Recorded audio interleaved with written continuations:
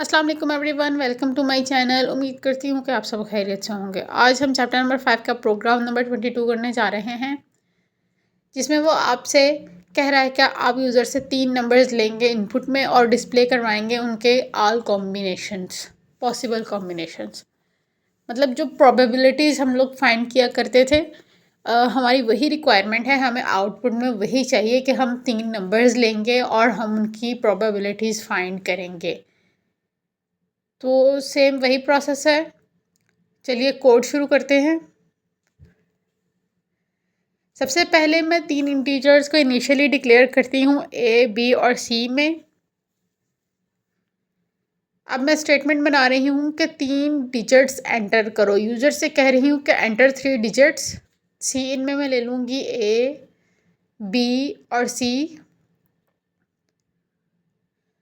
अब मैंने if condition apply करनी है कि अगर ए और बी इक्वल ना हो और इसके अंदर और भी कंडीशंस अप्लाई होंगी तो मैं एंड ऑपरेशन का यूज़ करूँगी और बी और सी भी इक्वल ना हो।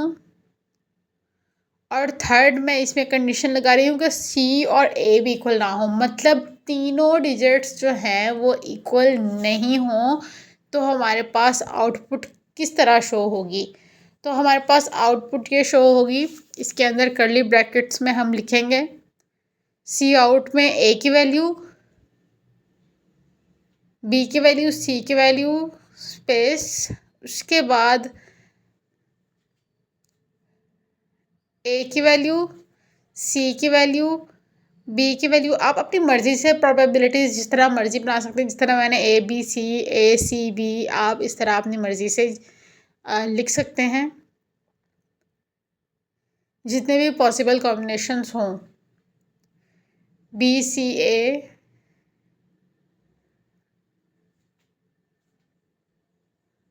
अब मैंने एक बनाया है ए बी सी के साथ और एक बनाया है ए सी बी के साथ और तीसरा बनाया है मैंने बी सी और ए और and the fourth is B A and C और उसके बाद है जी सी बी ए। इसी के साथ हमारी इफ़ कंडीशन हो चुकी है क्लोज। इसकी मैंने पॉसिबल जो कंडीशंस हैं वो लगा दी हैं। अब मैं एल्स में लगाऊंगी इफ़। एक और कंडीशन अप्लाई कर रही हूँ कि अगर इफ़ ट्रू ना हो तो हमारे पास क्या आउटपुट आनी चाहिए। तो इसमें भी आगे कंडीशन है एल्स में। सबसे पहली कंडीशन ये लगाई है कि अगर ए और बी इक्वल हों और या फिर ए और सी इक्वल हों, ए बी या ए सी मतलब दोनों में से कोई भी इंटीजर्स इक्वल हों तो हमारे पास आउटपुट जो है वो इस तरह आनी चाहिए। सी आउट में सबसे पहले ए की वैल्यू, फिर बी की वैल्यू, फिर सी की वैल्यू। एल्स में अब मैं नेक्स्ट इफ़ कंडीशन अप्लाई कर रही हूँ। अगर ए और बी जो हैं वो इक्वल हों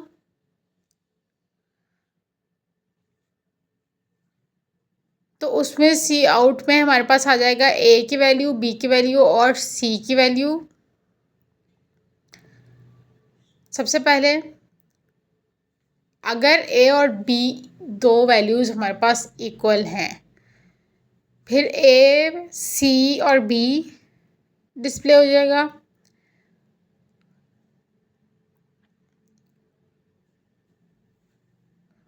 उसके बाद है जी सी बी और ए डिस्प्ले हो जाएगा स्क्रीन पर।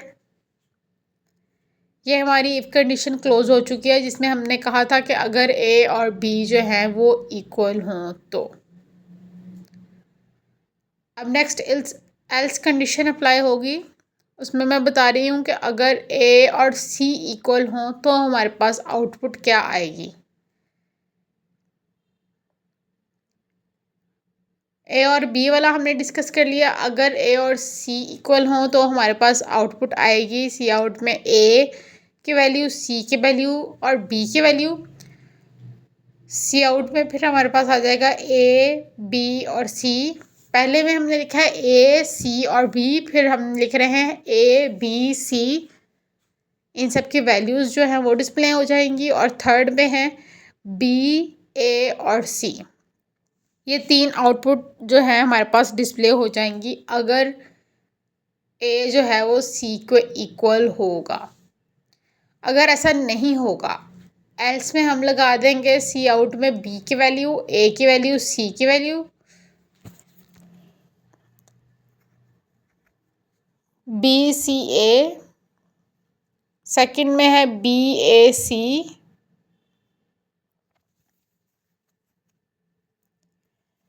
आप लोगों ने इन साइंस का ख़ास ख्याल रखना है, नहीं तो इसका एरर आ जाता है, आप सबको पता है।